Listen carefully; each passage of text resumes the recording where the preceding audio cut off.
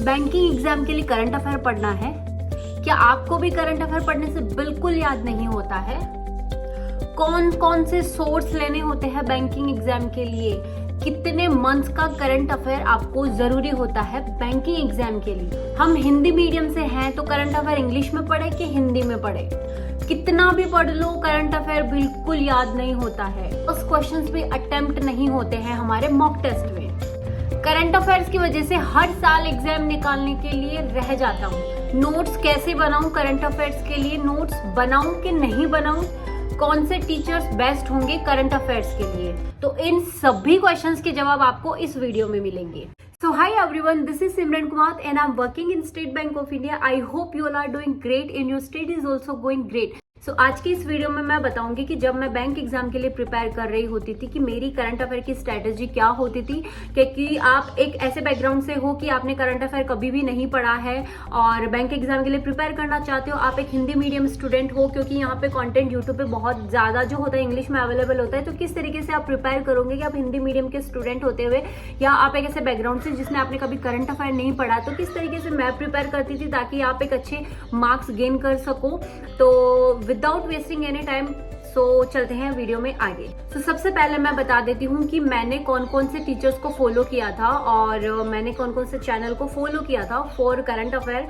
सबसे पहले current affair के लिए मैंने कोई सब्सक्रिप्शन नहीं लिया था अपनी तरफ से कि आप सोचो कि करंट अफेयर प्रिपेयर करने के लिए सब्सक्रिप्शन की जरूरत होती है, क्योंकि अगर देखा जाए हर साल जो है बैंक एग्जाम का जो लेवल होता है वो बहुत ज्यादा टफ होते जा रहा है। करंट अफेयर इसमें बहुत मेजर रोल प्ले करता है।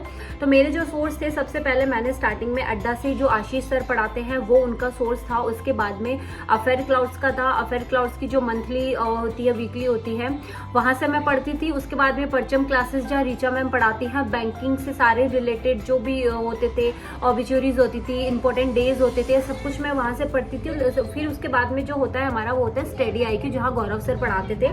पहले जो था उनका फ्री में था, यूट्यूब पे उनका फ्री सोर्स था, बट अभी जो है वो पेड सब्सक्रिप्शन होने लगा है। तो अगर आप चाहो कि गौरव सर से पढ़ना, और वो बहुत अच्छा कंटेंट प्रोवाइड करते हैं एग्जाम में, एग्जैक्टली जो होता है 80% उनका कंटेंट आता है, तो आप चाहो तो उनका सब्सक्रिप्शन ले सकते हो और अच्छे से पढ़ सकते हो।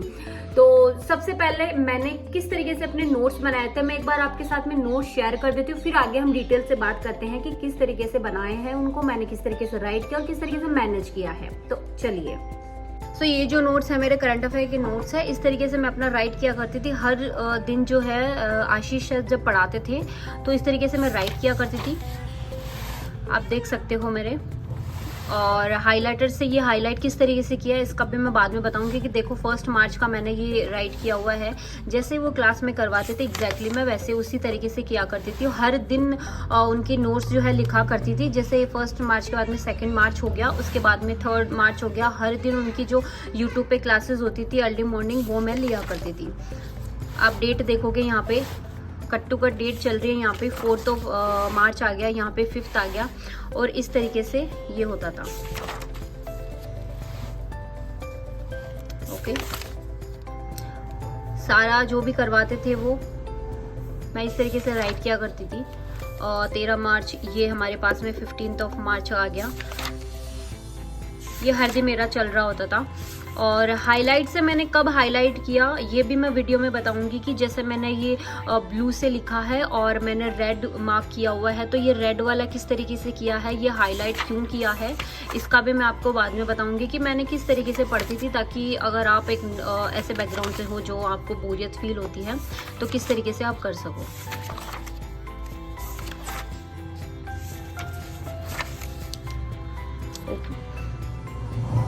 देख सकते हो जैसे स्टॉकहोम जल पुरस्कार विजेता 2022 कौन है, एमिरेट्स विलफ्रेंड, इनका ऐसे आईसीआईसीआई बैंक, ये सारा जैसे वो करवाते थे क्लास में एग्जैक्टली मैं वैसे ही लाइन लिखा करती थी। जैसे ये सुपर कंप्यूटर है, परम सुपर कंप्यूटर, ये कहाँ से बना, ये आईआईटी खड़गपुर ने बनाया गया है। और ये कल्याण ज्वेलर्स इंडिया लिमिटेड के अध्यक्ष कौन बने हैं, ये विनोद रॉय बने हैं। ओके, ये माल्टा के पीएम ये बनाया है रॉबर्ट अवेला। ये लास्ट जो मैं प्रिपेयर कर रही होती थी ये तब के हैं। ओके, नोट्स आपने अभी देख लिया है, तो सबसे पहले हम स्टार्टिंग से चलते हैं कि स्टार्टिंग से कैसे प्रिपेयर किया था मैंने। कि जब मैं स्टार्टिंग में प्रीलिम्स और मेंस, पहले बात तो आपको साथ में लेकर चलना है। आप अगर ये सोच रहे हो कि प्रीलिम्स करने के बाद में अगर मेंस करोगे, तो ऐसा बिल्कुल भी नहीं है। मैं डे 1 से जो है, जब से प्रिपेयर कर रही होती थी, मैं करंट अफेयर्स भी साथ में पढ़ती थी, मैनेज करके चलती थी। कैसे? स्टार्टिंग में मैं कोई भी सोर्स यूज नहीं करती थी, केवल एक सोर्स जो मेरा होता था, लगभग मेरा 2-3 महीने यही चला था कि 7 बजे जो आशीष गौतम सर की क्लास होती है अड्डा पे, लाइव आती थी, बट मैं उसको लाइव नहीं लेती थी। मैं जब लाइव पूरा हो जाता था 8 o'clock के बाद में, जो मैं है जैसे वो करवाते थे पीडीएफ में, जैसा उनका लिखा हुआ होता था, मैं एग्जैक्टली वैसे राइट कर लिया करती थी कि पूरे नोट्स में, और हर दिन में जो है राइट किया करती थी। आज एक दिन भी नहीं छोड़ती थी। इवन संडे वाले दिन से उनका ऑफ रहता था, बट मंडे को वो संडे के करंट अफेयर्स भी काउंट कर लिया करते थे। इस तरीके से तो मैंने 2 महीने तक स्टार्टिंग में पहले लिखा, और जब मैंने जैसे सपोज ये आज लिखा, और जब मैं अगले नेक्स्ट डे में जब लिखूंगी, उससे अगर 5 मिनट पहले मैं बैठती थी, और जो मैंने पहले का पढ़ा है, लिखा हुआ है, वो मैं एक बार रिवाइज कर लिया करती थी, पढ़ लिया करती थी। स्टार्टिंग में कुछ भी आपको याद नहीं होगा। आप ये सोचो कि आपने ये बार 10 बार पढ़ लिया, बट स्टिल आपको याद नहीं है, बट ऐसा नहीं सोचना है। आपका काम होता है रिवाइज करना, बार बार उसको देखना। तो मैं पहले वो किया करती थी, याद है कि नहीं, ये मेरा बात का होता था। फिर इससे क्या होता था कि जब आप अपने हाथ से करंट अफेयर निकालते हो, हाथ से कुछ चीजें लिखते हो, तो कुछ डाउट्स जो होते हैं आपके क्लियर हो जाते हैं। और जब एग्जैक्टली अगर आप पीडीएफ पे जाते हो, तो वहां बहुत सारा करंट अफेयर होता है। शायद आप उसको देख के ऐसा लगे कि इतना सारा करंट अफेयर्स मैं कैसे पढ़ लूंगी, ये सब होंगे। तो उससे पहले मैं लिख लिया करती थी, ताकि मेरी जो हेजिटेशन है, ताकि वो मेरा फियर जो है करंट अफेयर्स का, वो दूर हो जाए। फिर उसके बाद में जब मैंने लिखना चालू कर दिया और ये हैबिट में आ गया, तो फिर इसके बाद में मैंने जो है रिचा मैम की परचम क्लासेस पे एक क्लासेस होती है, जहां वो पूरे सेपरेट जो है करंट अफेयर्स के कवर करती है, नेशनल और इंटरनेशनल यूज करंट अफेयर करती है। और उनकी जो ट्रिक होती है, न्यूमोनिक ट्रिक्स होती है, वो ट्रिक्स बहुत ज्यादा हेल्प करती थी मुझे समझने के लिए, क्योंकि उनका किसी और चीज से रिलेट कर देना, अपनी पर्सनल लाइफ से जो है चीजें रिलेट करना, और फिर जिस तरीके से याद वो करवाती थी, वो मुझे बहुत अच्छा लगता था। उनका याद किया हुआ मुझे, मैं बिल्कुल भी नहीं भूलती थी, बहुत ज्यादा कंफर्ट होती थी। तो वहां हर एक सेपरेट, बैंकिंग से अलग सेपरेट वीडियो आता था, ऑबिचुरीज आती थी, उनसे अलग separate video, national international news होती थी, उसका सेपरेट वीडियो, इंपॉर्टेंट डेज होता था, उनका सेपरेट वीडियो होता था। हर वीकली भी आते हैं और मंथली भी आते हैं, मैं वो किया करती थी। और फिर उसके बाद में जो अफेयर क्लाउड्स पे होता था, लिखा हुआ उनका इंग्लिश में होता था, बट वो समझाते, 1-2 सेशन होते हैं इनका हिंदी और इंग्लिश दोनों में, तो मैं हिंदी वाला लिया करती थी। तो मैं वीकली पूरा किया करती थी। उनके भी वीकली जो है ऑबिचुरीज वगैरह ये सब सेपरेट वीडियो आते हैं, तो मैं हर सबका किया करती थी। और स्टार्टिंग के अंदर क्या होता था कि मैं जब रिचा मैम की क्लास ले रही होती थी, या अफेयर क्लाउड्स की, या फिर अड्डा से लिया करती थी, स्टार्टिंग में आपको याद नहीं होता है। जब मैं उनको वीडियोस देखा करती थी, like I am watching affair clouds, तो स्टार्टिंग में मैंने जो स्पीड होती थी, मैं उसी स्पीड पे देखा करती थी कि नॉर्मल स्पीड पे जो हो रहा होता है। उसके बाद का जो मेरा होता था कि सेकंड टाइम अगर मैं इसको रिवाइज करने जा रही हूँ, तो उसको 1.5 पे कर लिया करती थी, 1.25 पे कर लिया करती थी। जब मैंने 4 से 5 बार देख लिया करती थी, तो उसको 2x की स्पीड पे मैं करती थी, क्योंकि उसके बाद में जो होता है, आपको चीजें, बहुत सारी चीजें होती है जो आपको पता हो जाती है। और उसके बाद में जो गौरव सर की क्लासेस होती थी स्टडी आईक्यू पे, वो मैं वीडियो में नहीं देखा करती थी, क्योंकि जब मैं पढ़ा करती थी कुछ टाइम के लिए, उनका जो फ्री था सोर्स, उसके बाद में उन्होंने सब्सक्रिप्शन कर दिया था उसके लिए। तो मैंने सब्सक्रिप्शन नहीं लिया था, मेरे किसी फ्रेंड ने सब्सक्रिप्शन लिया था, तो मैं उनका पीडीएफ डाउनलोड करके वहां से, और मुझे पीडीएफ सेंड किया करती थी, मैं वो उस पीडीएफ से पढ़ा करती थी। ऑल्दो मुझे बहुत ज्यादा टाइम लगता था पीडीएफ में पढ़ना, क्योंकि वीडियो में मेरे लिए कंफर्ट होता था, बट मैं उसको मैनेज कर लिया करती थी, धीरे पढ़ती थी, बट हो जाता था मेरा। और उनका कंटेंट बहुत ज्यादा परफेक्ट होता है एग्जाम के लिए, बैंकिंग एग्जाम के लिए। और जब स्टार्टिंग में जब मैं पढ़ती थी, हमें यूं लगता है कि हमें याद हो जाए करंट अफेयर, तो करंट अफेयर आपको कभी याद नहीं होगा, एक चीज का ध्यान रखना। और फिर उसके बाद में मैंने स्टार्ट किया कि जैसे मुझे थोड़ी बहुत समझ में आने लगे, मैंने 1 महीने का करंट अफेयर जो है, जब मैं लिखती थी उससे पहले नेक्स्ट लास्ट डे का रिवाइज करती थी। इस तरीके से जब मैं 20-25 दिन पे आती थी, तो मैं लास्ट डे का रिवाइज करती थी। फिर जो उनकी वीकली जो आती है, उनकी वीडियोस आती है रिचम परचम क्लासेस पे और अफेयर क्लाउड्स पे, तो वो भी देखा करती थी। ऑलमोस्ट मुझे थोड़ा आइडिया हो जाता था कि इस तरीके का कोई प्लेस है, इस तरीके का कोई नाम है। फिर उसके बाद में जो अड्डा की क्विजेज होती है, सब्जेक्ट वाइज क्विजेज होती है, मैंने उनका पूरा महापैक ले रखा था। उसमें सारी जो प्रीलिम्स और मेंस के जो होते हैं और उसके बाद में सब्जेक्ट वाइज प्रीलिम्स और मेंस के सब कुछ होते हैं, वो मैंने देती थी, क्विज देती थी मैं। हर मंथली जो करंट अफेयर होती है उसकी मैं क्विजेस दिया करती थी। और उसके बाद में जो स्मार्ट कीड़ा का मॉक टेस्ट होता था, स्मार्ट कीड़ा का मॉक ड्रिल होता था, उसमें भी मंथली मैगजीन भी होती थी प्लस उनकी क्विजेस भी होती थी। मैगजीन में नहीं पढ़ती थी, उनकी बहुत लंबी होती थी, वो मुझे पढ़ने में थोड़ा डिफिकल्टी होती थी, और मैं उनका जो है क्विजेस दिया करती थी, क्योंकि उनके कुछ क्वेश्चंस जो होते थे स्टडी IQ के जो क्वेश्चंस होते थे उनसे थोड़ा बहुत मिलता जुलता होता था, तो मैं वो दिया करती थी। और इसके बाद में जब मैं मॉक टेस्ट अटेम्प्ट किया करती थी मेंस का, तो मैंने क्विजेस भी लगा लिया है, मैंने करंट अफेयर भी पढ़ लिया है, 1 महीने का अब कितनी बार पढ़ लिया है, तो ऑलमोस्ट मेरे अच्छे खासे मार्क्स आ जाया करते थे। तो इस तरीके से मैं अपना करंट अफेयर रिवाइज करती थी, इस तरीके से करंट अफेयर लिखा करती थी।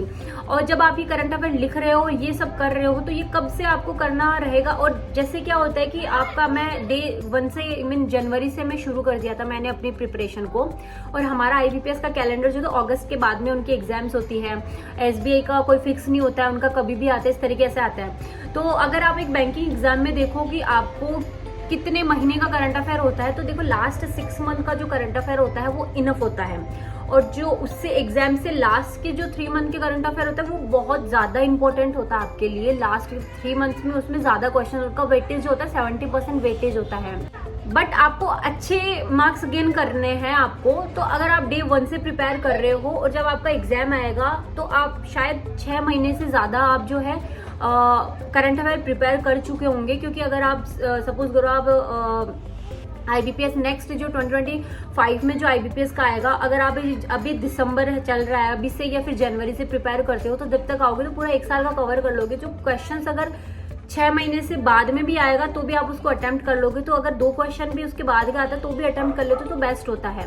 तो ये था, स्टार्टिंग से मैं प्रिपेयर कर रही होती थी, रिवाइज मेरा हर दिन करना होता था। और उसके बाद में जब आप करते हो, कोई भी यूट्यूब चैनल दिख जाता है, जैसे मैं पढ़ती तो बीच में क्रेजी GK ट्रिक करके नाम से एक यूट्यूब चैनल होता था, वो भी अच्छा, उनकी लैंग्वेज जो होती है बहुत सिंपल होती है, स्टार्टिंग में अंडरस्टैंड करने के लिए बहुत बेस्ट होती है। तो मैं उनका चैनल भी देखा करती थी। जब मैं नया करंट अफेयर आ रहा है, नए मंथ का करंट अफेयर, सपोज फरवरी का, मार्च का आ रहा है, तो स्टार्टिंग में मैं देख लिया करती थी, क्योंकि उनके छोटे छोटे सिंपल से क्वेश्चन होते थे तो वो हो जाते। बाकी डीप में जो न्यूज होती थी वो अफेयर क्लाउड्स है, स्टडी IQ है, परचम मैम, रिचा मैम की क्लासेस है, वो सब हो जाता था। तो ये मेरा करंट अफेयर का सोर्स होता था। अगर सबसे ज्यादा हाईएस्ट मार्क अगर आपको स्कोर करने हैं, तो आप ये सोचते हो कि एक चैनल को आप फॉलो करके अच्छे मार्क्स गेन कर सकते हो। देखो, एक चैनल से तो कवर नहीं हो पाएगा पूरा करंट अफेयर, मैक्सिमम आपको 3 तो करने ही पड़ेंगे। और अगर आप देख रहे हो कि आप ऑलरेडी किसी चैनल से पढ़ रहे हो, वो सही नहीं है, तो वो भी बेस्ट हो सकता है।